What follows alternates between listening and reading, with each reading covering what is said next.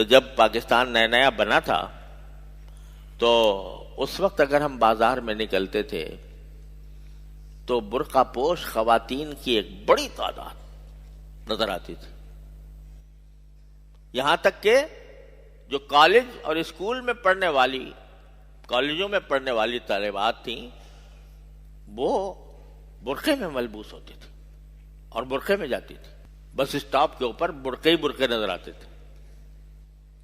بے پردہ کوئی خاتون ہوتی تھی تو اس کو یعنی برا سمجھا جاتا. یہ ہم نے اپنی آنکھوں سے منظر دیکھا ہے.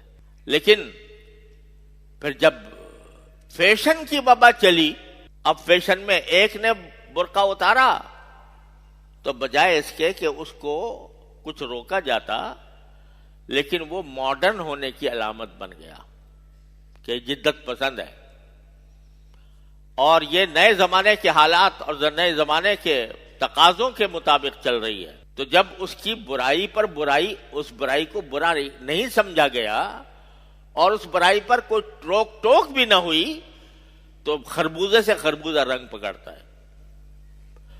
دوسری نے کہا چلو یہ تو اس نے برقع اتارا، کسی نے اس کو برائی نہیں کہا، اور بلکہ لوگ ان کو ماڈرن کہہ رہے ہیں کہ بھئی یہ جدید تقاضوں کی سے ہم آہنگ ہے اور زمانے کے مطابق چل رہی ہے، تو چلو ہم بھی زمانے کے مطابق چلتے ہیں. دیکھتے ہی دیکھتے ماحول بدل گیا. اب جا کر دیکھو سڑکوں پہ کیا حال ہے. تو یہ کیا ہوا؟ یہ انقلاب کیسے آیا؟